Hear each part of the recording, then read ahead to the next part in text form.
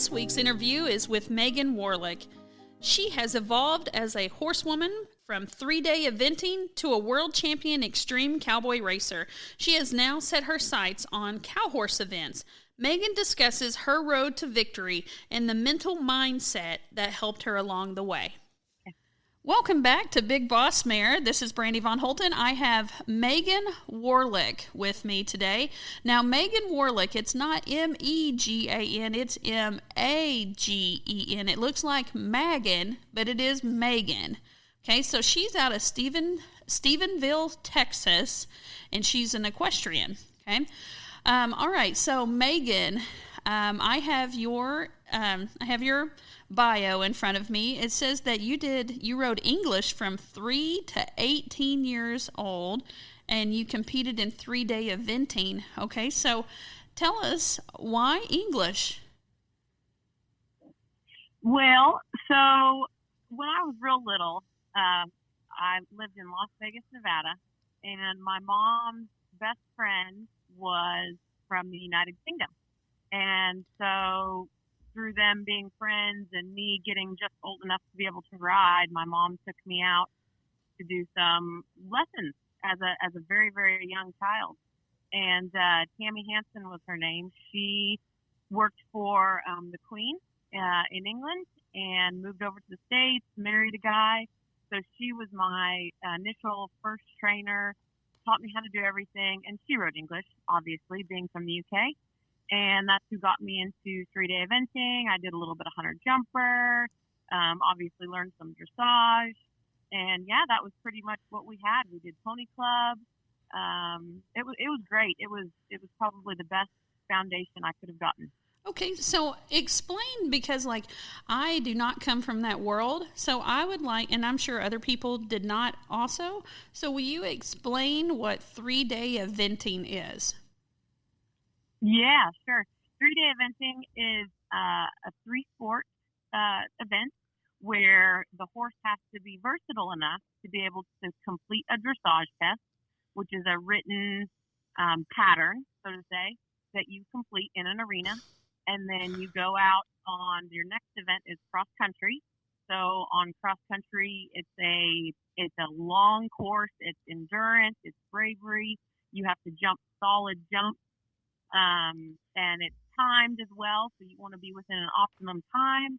And that's probably why everyone does 3-day eventing. It's the most fun. And then your third event is show jumping, which is in an arena over jumps that can easily be knocked down, and that is also timed. Okay. So to have a horse that can do all three of those is, it's pretty challenging. Okay. All right. That does sound very challenging. I bet, did you like the one that was outdoors the most? Oh, definitely. Yeah, as a kid, I was fearless. I just wanted to go gallop my horse and jump stuff. Okay. So it says at 16 years old, you had a trainer named Cindy, how do you say her last name? Berg? Was that the one that your mother was best friends with that got you into all of this? No, that was, so we moved.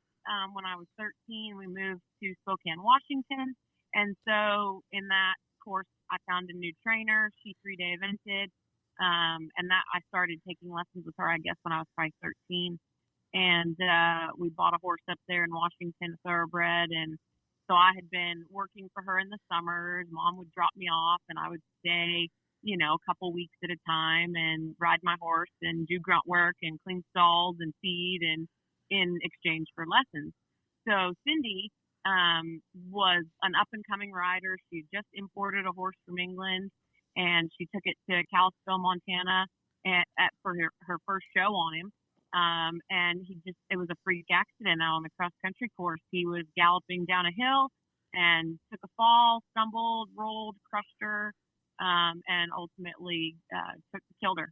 So that changed the course of my horsemanship journey drastically. I was 16 and invincible. I could ride anything. I was fearless. I just didn't ever think twice before I got on a horse and did anything with them, whether it was just riding around casually or going and jumping and competing. It was, you don't realize how powerful those animals are and how even a freak thing like that can happen. So it was pivotal in my life for sure. Man, you have this huge experience in writing English and doing this 3-day eventing. I had a background in martial arts, and whenever I was probably around that age, one of my instructors was in a car accident, and at that age, you're just different than what you are whenever you're grown up, and things mean a lot more, and we take things so hard. I remember my first breakup with a boyfriend. I cried and cried and cried. That's just how we take those things. And being 16 and seeing this trainer that you see do something that you're doing and have passion about, I bet it was devastating. And even more devastating than what we realize, if something happened like that now, it would be crushing also. But whenever you're at that age in life, it's just so much harder. So, yes. Oh, definitely. I see at 19 years old, you applied to be an apprentice with Clinton Anderson, and you trained to become a professional clinician level in 2 years' time. So by the time you were 21, you were a professional clinician, and you taught lessons and clinics for 3 additional years down under horsemanship. Okay, so that right there was with what you already came with and your experiences, plus that training. Is there any one thing that, if you could sum up your experience there, one thing that was like the number one thing that you brought with you whenever you formed Magen Warlick Horsemanship in 2013? Was it just confidence or believing in yourself? Was there any one thing that you're like, whoa, if I would have, that's right there is life-changing? Yeah. Oh, well, the whole experience really was life-changing because, when I moved down to Texas to take that apprenticeship, I didn't know how to train a horse. I could ride. I could get on and stay in the middle of one, but I didn't know how to communicate and teach a horse how to do what I wanted. It was a struggle. I'd just pull and put leg on and hope that they would eventually get it. So in that 5 years time, or really the 2 years in training and being exposed horses, I was given the opportunity to handle hundreds of horses. Whether it was at a 3-day clinic, whether it was at a tour, whether it was at the ranch training horses, I got a level of experience with different animals, so many that most people couldn't gain that in 10 years. Wow. So taking that away was huge. Like you said, confidence and just having a process to follow definitely catapulted me to a level of being able to then teach people and form my own business and go from there with it. And also really knowing after those 5 years, knowing what I wanted and what I didn't want, and how I wanted to run my business and how I didn't want to run my business. Correct. Okay. You see a lot in that amount of time at that level, and it was super, super good, at a young age to be able to go through that and learn what you want, what you don't want. Okay. I know that, 2013 is the year my husband and I also bought this land to turn it into Von Holten Ranch. And before that, I had one primary horse that I rode, and now I have 5. Okay. So I know just the experience from riding a Tennessee Walker mule, a Leopard Appaloosa mare that's super sassy, then a quarter horse mare that's like 14 hands and real cowy, and then having a Missouri Foxtrotter mule, and then having a paint horse, like just a paint gelding. Those 5 personalities are, sometimes I forget which horse I'm on, and some of, like my little cow horse, my little Palomino, I don't have to use very much leg at her. She'll get ticked off. And then my Missouri Foxtrotter mule, I have to use a lot of leg. Okay. So I could not imagine 100 horses, like the experience, because I'm over here like the 5, Man, they're all different. They have different personalities. They're at different levels in their training. Their bodies are different. But to have 100, man, I could see that in a 2-year time period, or hundreds of horses come through. Man, I could, just the pure quantity, and then being able to have, something to follow. Yeah, I could really see how that is like an experience that most people are not going to be set up for. So, okay, so 2013, you started Magen Warlick Horsemanship, and it's Warlick, Warlick. So Warlick Horsemanship, and then you did that for a couple of years. By 2016, you had started extreme cowboy racing, and you went to your first world championship there, and you got reserve in the pro division, and then you got an invitation to the Calgary Stampede for the following year. Okay, so explain to people cowboy racing. So extreme cowboy racing is a timed and judged obstacle event. You take a single horse and you ride through a course that the horse has never seen. You usually walked it on foot. You have to memorize it. It's typically 13 obstacles. And then you take your horse in there, and when they say go, you go and complete that course as quickly and efficiently and pretty as possible. It's not just a speed event like barrel racing or team roping. It's also judged. So you want to do things with a high level of horsemanship. So showing willingness in your horse, bravery, control.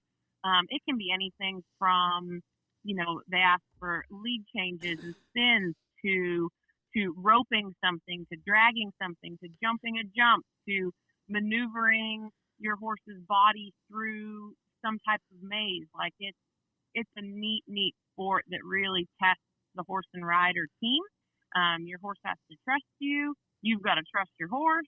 And you really never run out of things to work on for extreme cowboy racing because every single course is different. No two runs are ever the same, and you really don't know what obstacles are going to be asked of you to do until you show up at the show.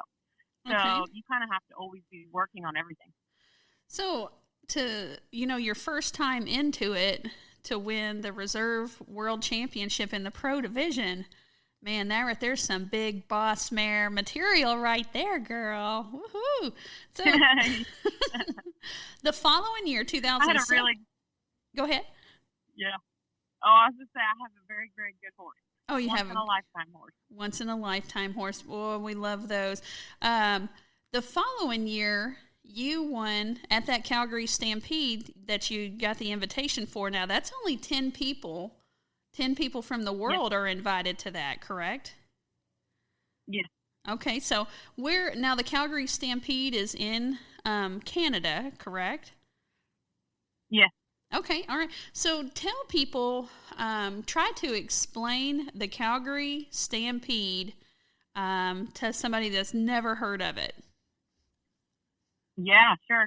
So the Calgary Stampede has been going on for a very, very long time. It was initially a rodeo event, and through the years, they have included, through this 2-week process of the rodeo, included a bunch of other events. There's cutting, there's reined cow horse, there's an extreme cowboy race, they have a draft show, they have cart pulling.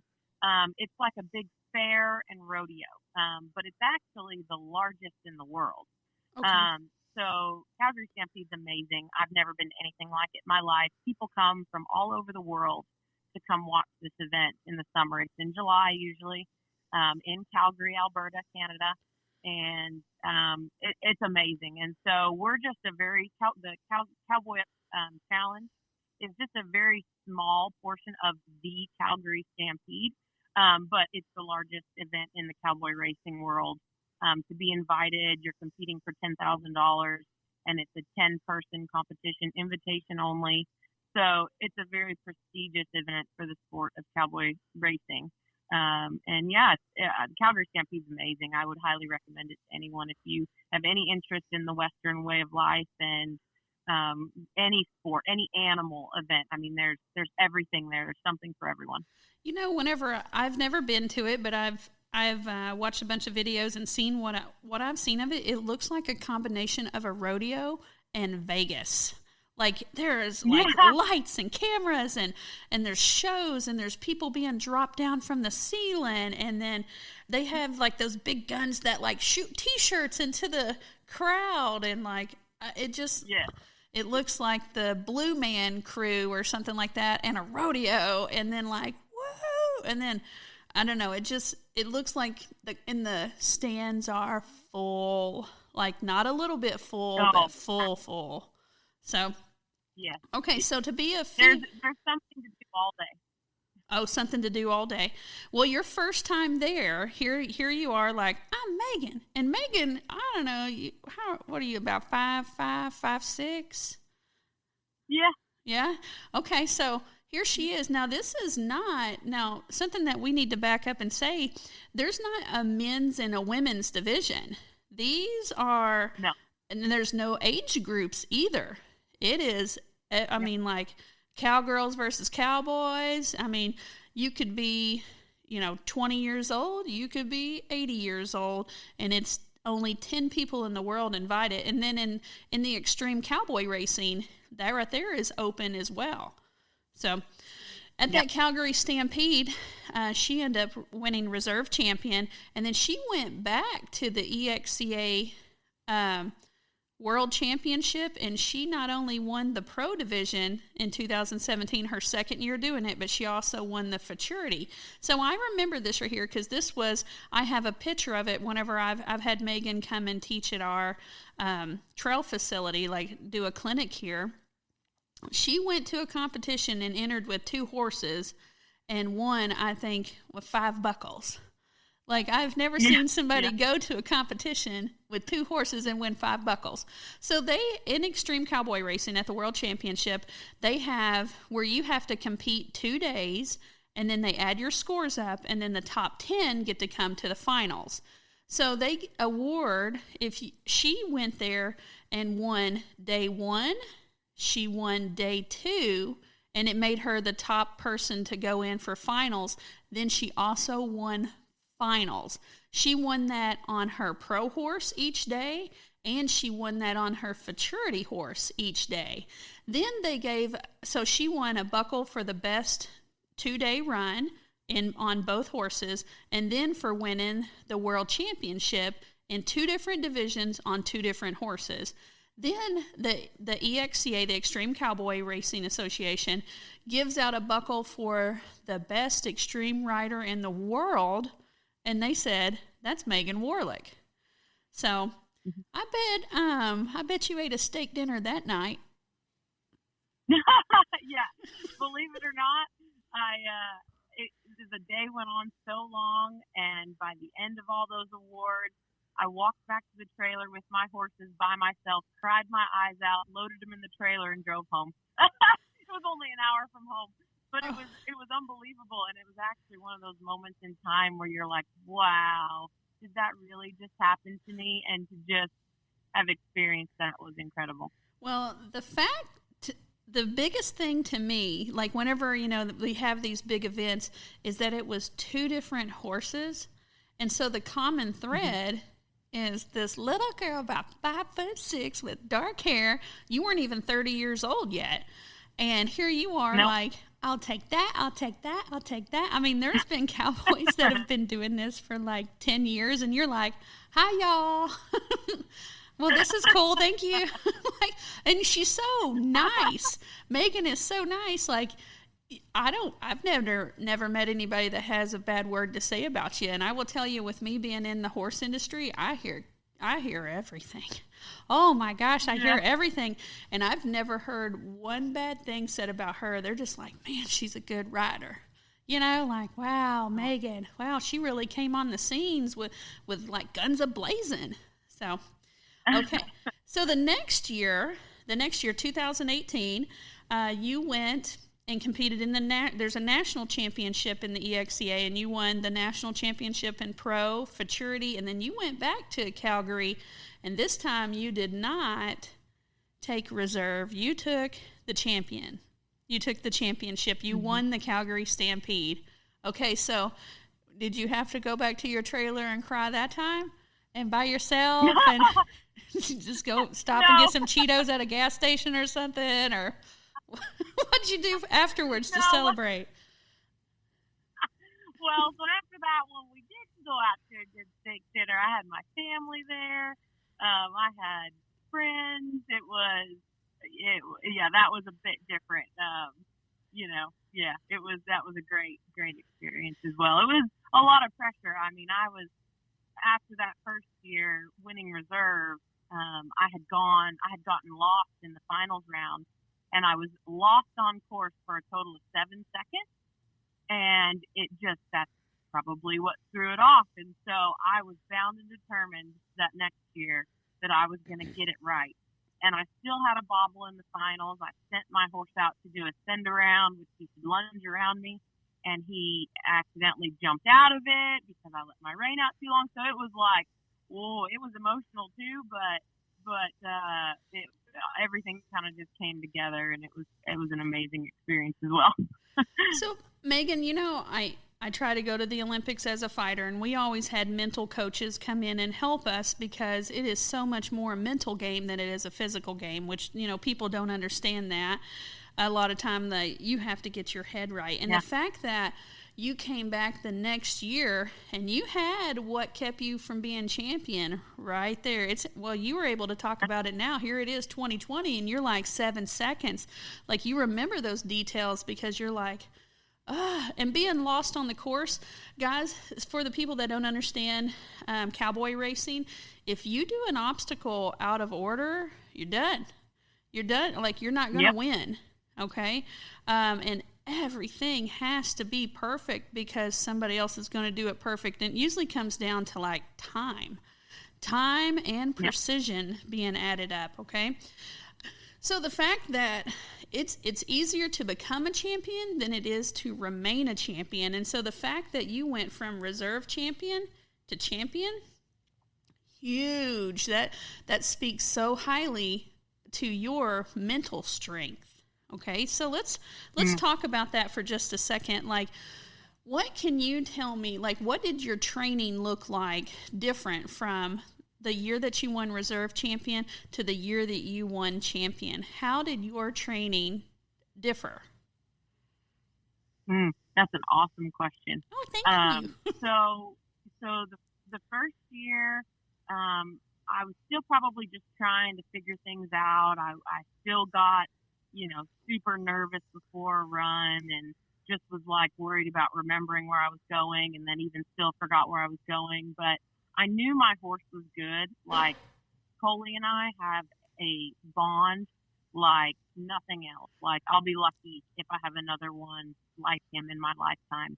And so I trusted my horse with everything. But in order to come back the next year, I knew I needed to take care of my horse actually first, because I wanted to make sure he was sound, he was mentally happy, he was healthy, he was fed good, he was comfortable, because without him, none of it would be possible. So he was my number one, making sure that he was in shape and feeling good and everything was right. And then for myself, I think that experience that year prior was enough motivation to just try to get, like you said, get control of my own brain. And so I started watching some Fallon Taylor videos. I think it was probably on Instagram or something. And she talked about how nerves, like nervous energy and excited energy, are actually the same feeling in your body. So when I would get really nervous before a run and be just anxious and like, oh, I want to get it over with, I would tell myself I'm excited. And I would smile. I'm excited. I can't wait to go do this. And that little mental shift took just enough pressure off of myself and I would remind myself that all the time when somebody would ask, do you get nervous? And I'd say, well, yeah, but really I'm just excited. I'm excited to go out and show my horse and show what we can do as a team. That was huge. And then just trying to remain calm, trying to do what was right for me preparing for those events. Like I would ride when I wanted to ride. I wouldn't go ride just because everyone else was riding. I made sure that I felt good, that I ate good, that I slept good, that I might not have gone and done all the fun things during Calgary that some people would, because I wanted to make sure I slept enough hours and got up at a good time and took care of my horse and had like a routine. So it was a little bit of a maturing process, really, but really that nervous and excited correlation was probably the biggest thing that I remember doing for that. Okay. For sure. And it was life-changing. So I have a mentor that I look up to. Her name is Terry Gautreaux. She won a bronze medal in the 92 Olympics, and she had talked about what it took for her to get her mind right for the Olympics. And one statement that she said to me just hit home with everything that you're saying. She told me, if anything matters, everything matters. So if it mattered to you to try to win this Calgary Stampede, where it's only 10 people in the world invited to it, then everything matters. Like, for example, if your shirt needs to be ironed so you feel, you feel better whenever you're like, yeah, I look good. And then if you've got good food in you, if you've got crap in you from like 2 days ago eating a bunch of like zebra cakes or something, and, you're eating too much, but if I've ate well, you mentally feel stronger. And then if you're like, I'm going to go to bed tonight early so I'm fresh, you're going to feel fresher, and if you pass on the alcohol and pass on getting to see everybody and party a little bit and drink some water, chill out, don't do anything dumb. If anything matters, everything matters. I sell these like personal planners, and that is like the biggest statement at the bottom. And like the largest section in my planner says Master of the Mundane. And that means, man, I have to have, for me running a trail facility, I can't do a good job if I don't have food in the refrigerator, if I don't have my clothes washed, I can't, like all that little stuff. It adds up to make you feel prepared. And I know whenever I used to fight, and now I compete in mounted archery, if I believed in my training and I knew that I did what I thought I needed to do, then I felt prepared.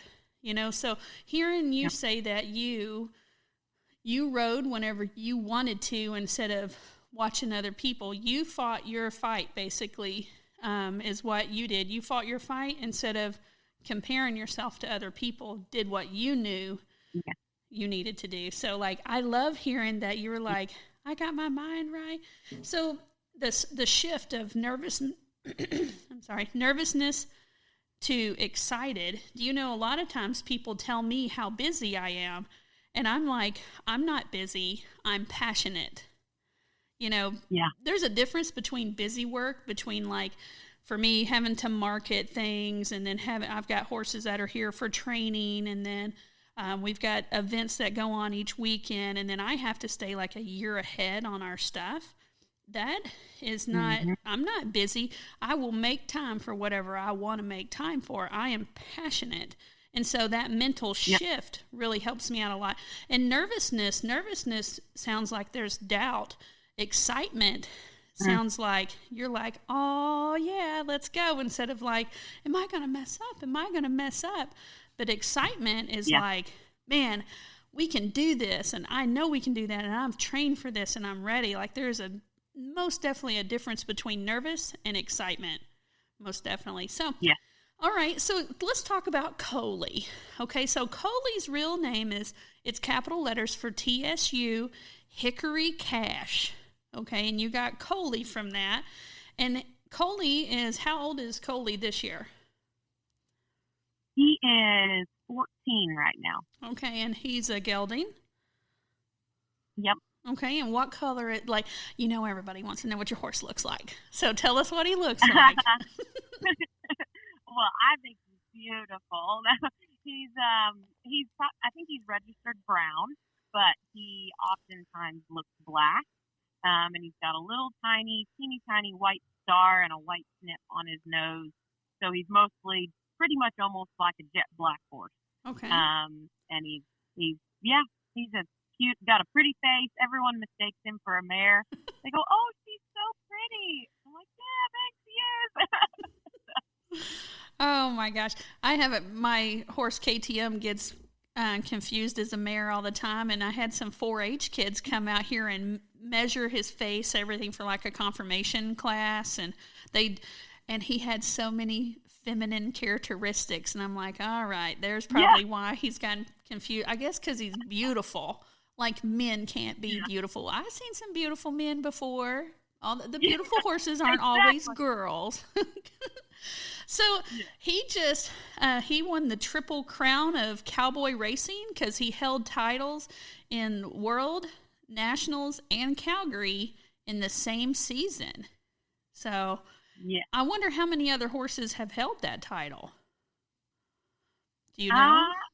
I'm not sure. I don't believe there have been any. Oh, snap. Because I'm pretty sure I was told that he was the first one. Not bad for a brown/black horse with a little star and a snip. Yeah, I know, right? Yeah. So, all right, 2019. So it's 2020 right now while we're recording this, and thank Lord 2020 is almost over with. I'm so ready for 2021, and 2020 just be a nightmare that whenever people mention 2020, we all just put our hands on our head and be like, oh, Lord. But anyways, right now it's 2019, or last year was 2019, sorry. And it says that you led a team of 7 international riders to the EXCA World Championship, so that extreme cowboy racing, you had 7 international riders, and 5 of those riders made it to the finals in their divisions. So it's just the top 10 in each division that gets to go to finals, and you had 7 out of the 5 people that you were coaching made it to the finals. Okay, so not only can little Miss Megan walk the walk, talk the talk, but then she can help other people walk the walk and talk the talk, okay? So the fact that you had 5 out of 7 people, I mean, girl, you know, that speaks like so highly of you, because we're talking about 7 different horses, 7 different, probably, you know, breedings are different. Yeah. You got 7 different people that we all, I mean, like, my baggage is different than other people's baggage, you know, like I got a little fear of this and all of our fears and all of our things that we're good at. But then to be able to take all of, you know, 7 different horses, 7 different people, and 5 of them make it to the finals, that's, girl, your name is sounding pretty good to me right now, you know? Okay, so that was a really fun experience. Well, and how does it feel to have? Are you still there? Oh yeah. Okay, how does it feel to have other people be successful from things that you're helping them with? Oh, so I didn't show it all last year in EXCA. I had young horses coming up, and I had retired fully from cowboy racing, so I put all my focus into finding them horses and coaching them and helping them through the whole process. I absolutely loved it. I screamed my head off every single run they made. I was like the obnoxious mother standing behind the gate, helped them in, you know, warm up and in the alleyway. And granted, some of these riders were very advanced. I mean, Ashir Cole and Danielle Deknet from Israel, they're pro riders. I was just moral support for them, really, and provided them horses. But the other riders that needed some coaching and were there by themselves in a foreign country, it was unreal. Like, to see them succeed made my heart happier, and I was more excited for them than I was for myself when I've won anything.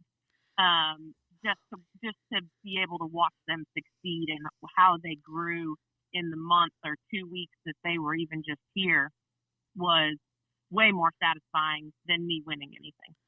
Girl, I hear you, and I hear you, and I feel what you're saying. I have a student. She's probably 8 or 9 years older than me, and she cantered for the first time, and I think it was probably for about 12 foot, okay? Girl, I felt the tingle in my nose, okay? So, like, I've won some stuff and competed internationally and been on magazines and stuff, and I'm over here like, I am so proud of you. And she's like, oh my God, I cantered. And she's like, I peed my pants a little bit. And I'm like, that's okay, girl. That's okay. I love you. I am so proud of you.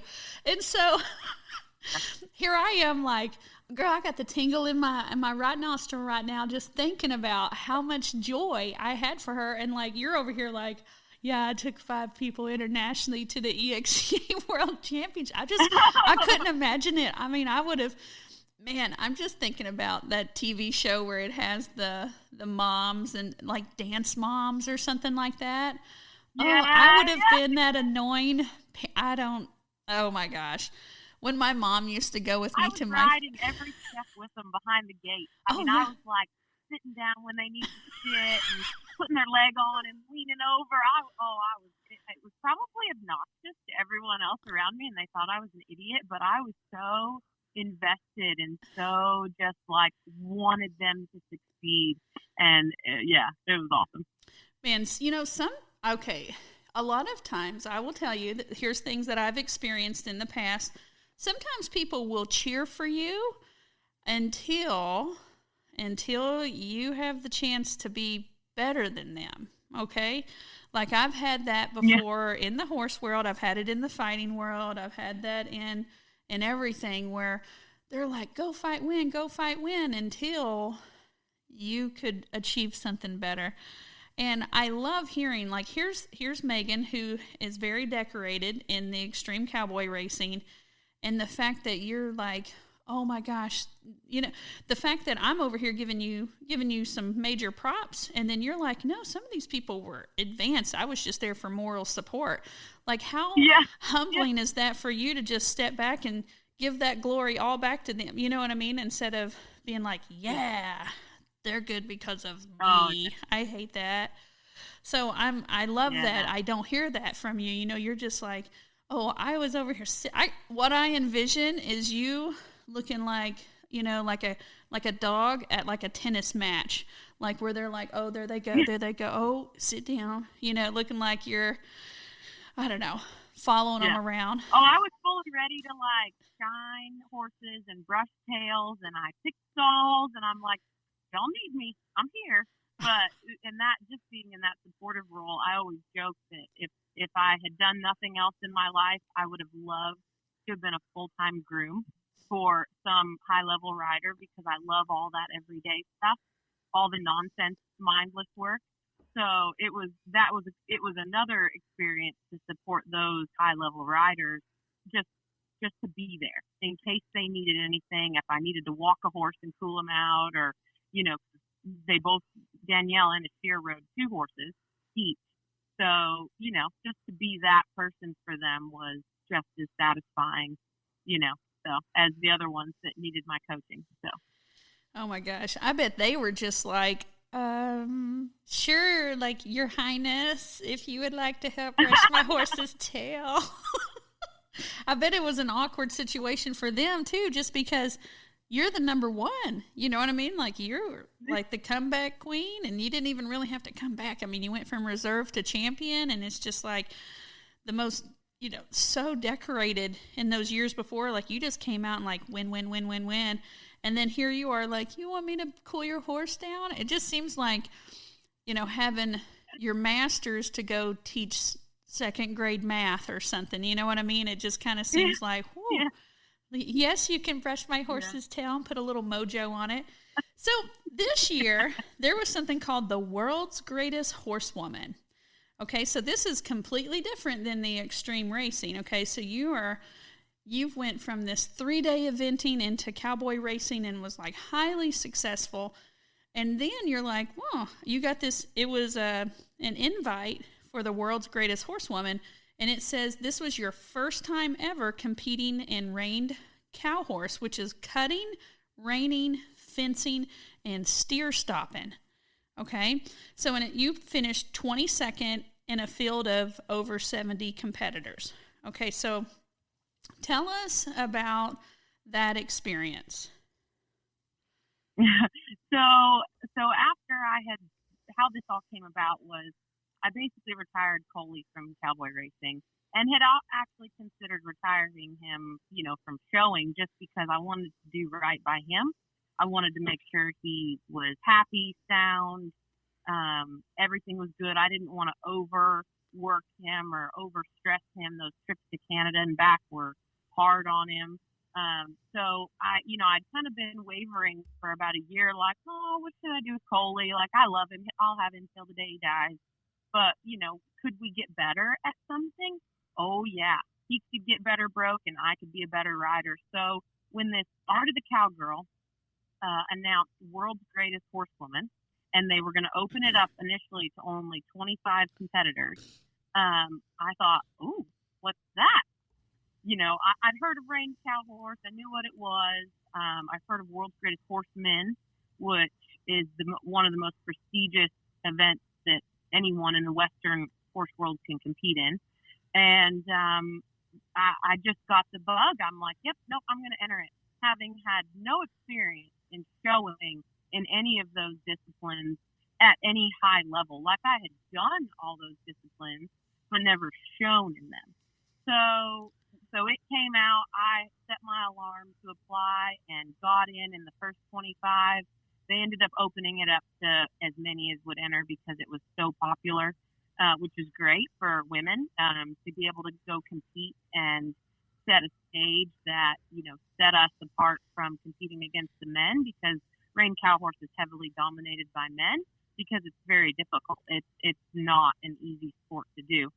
So signed up, got in, and I thought, I better get some help and practice this because we don't have any experience. Coley had sort of done these things in separate, times in his life, but never over a 2-day period, done 4 drastically different events. So I thought, okay, I need to go to the best. I need to find somebody that can educate me and my horse on how to successfully show in this sport. So I sought out Sarah Dawson, who's about an hour and a half north of me here in Texas.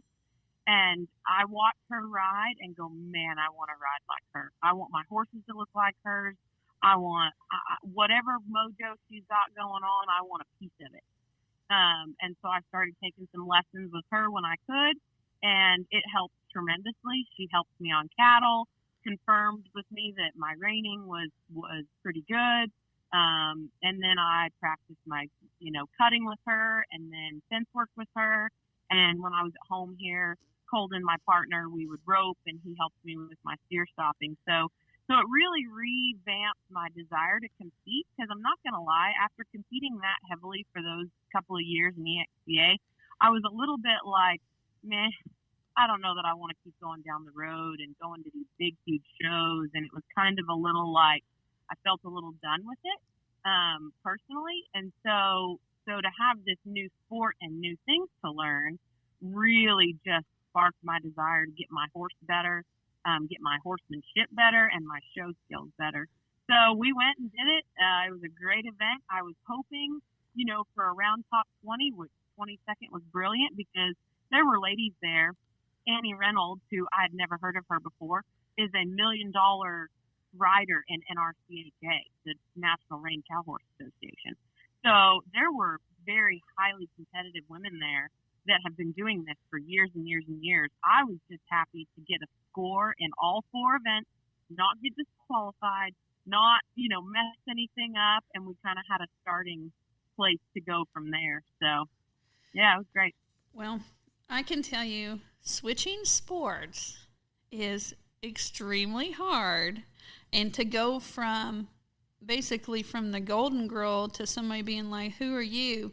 Magen, instead of Megan, people not even know you. I mean, it's, you got to eat that. I would rather that. Yeah. Well, I would so much rather that. Well, yeah, because then they don't have any expectations. Who are you? Yeah, it is easier when they don't know you, I know my last fight, I qualified for national. This was 2013. I qualified to go to nationals in 2 different divisions and as an Olympic level fighter. And then the next weekend was whenever I went to my first extreme cowboy race, and I competed in novice and intermediate, and I got dead last and disqualified.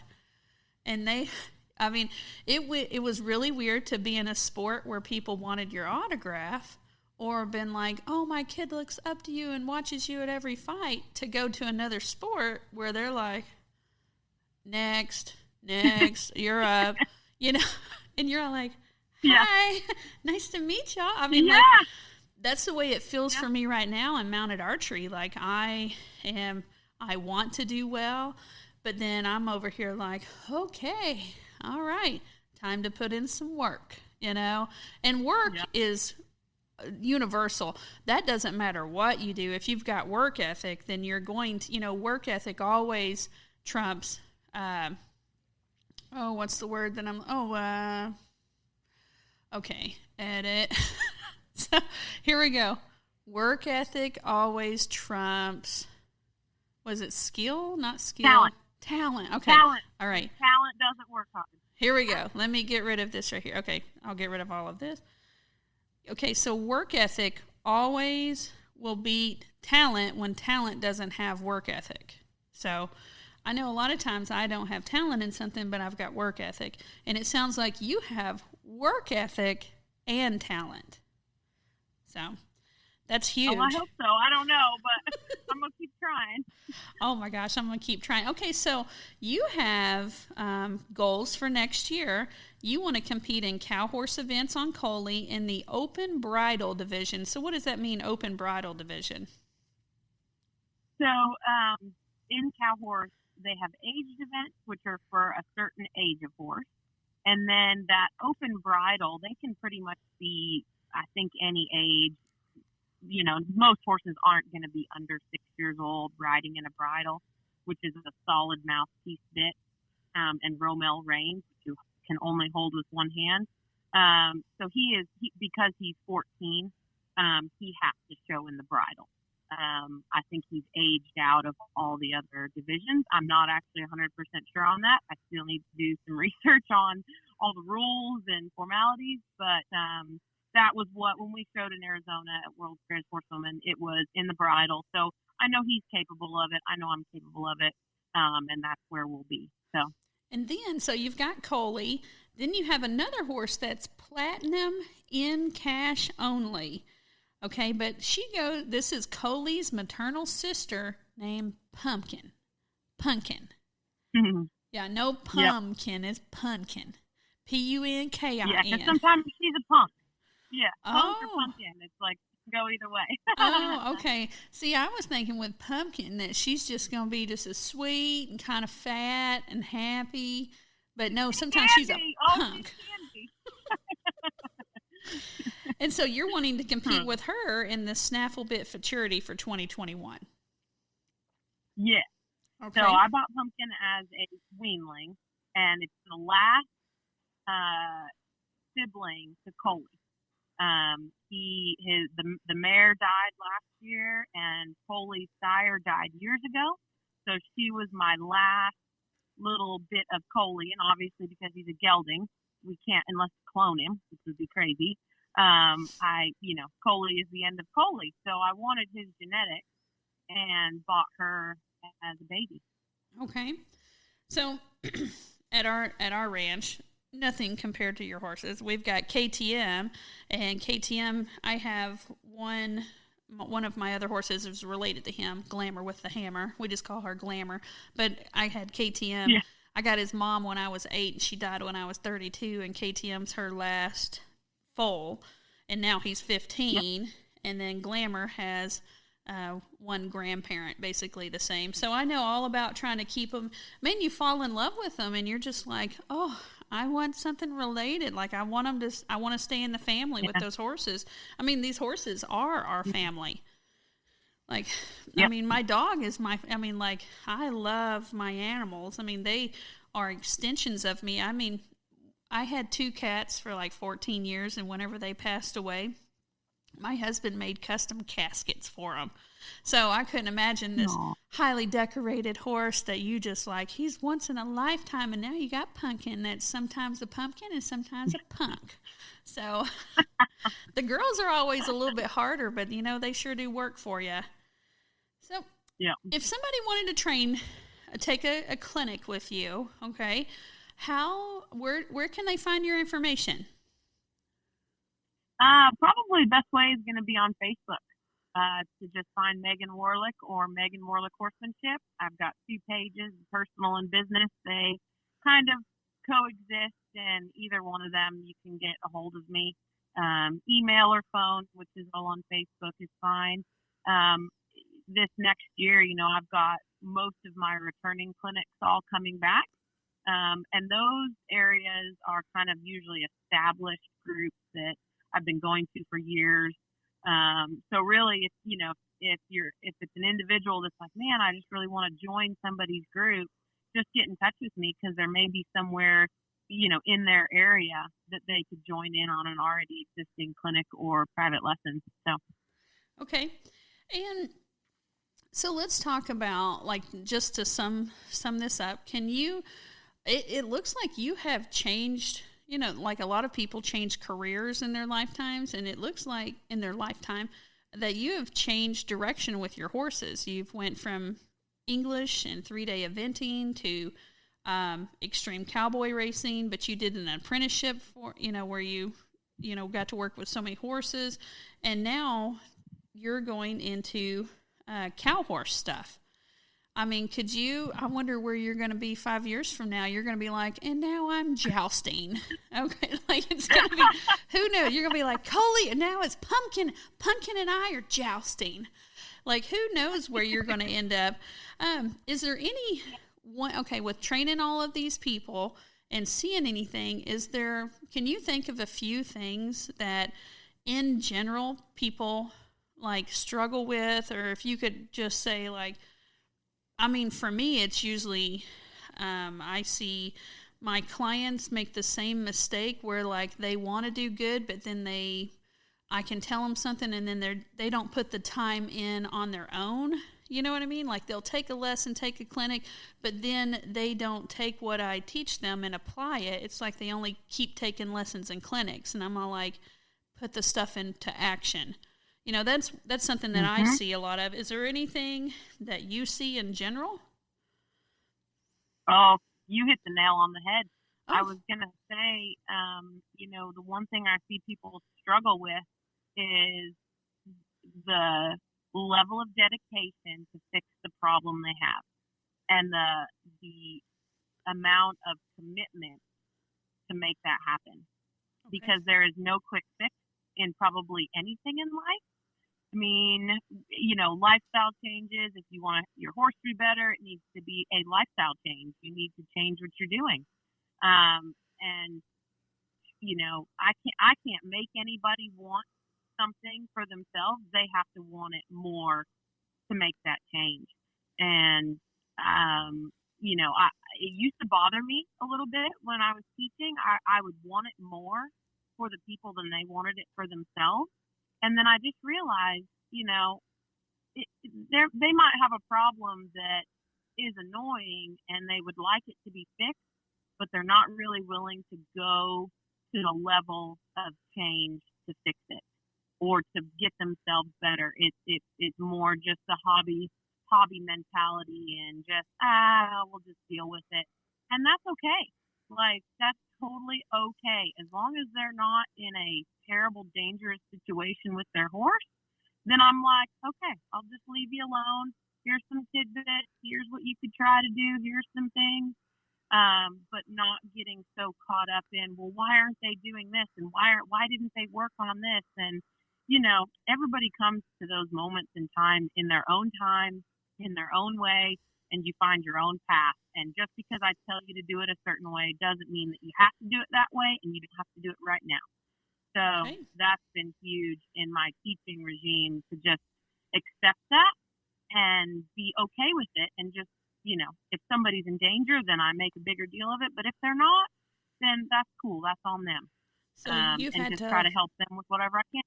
you've had to learn to, I mean, not everybody's like you where like you want to be the best and you want to grow and you want to do things, and not everybody that comes to your clinics has that same, ambition about that. Right. Some people are just, hey, I'd like to canter, or hey, I'd like to be able to trot or turn, or sometimes they just want to be in a clinic and see if they learn anything at all. They don't really have a goal. So I could see that. Like a lot of my friends are like highly motivated, and man, we read books and we like write down goals and do all this stuff and check them off. But other people are not like that. And like I've had issues with that as well. I could see that because my level of commitment is almost annoying to things, okay? Yeah.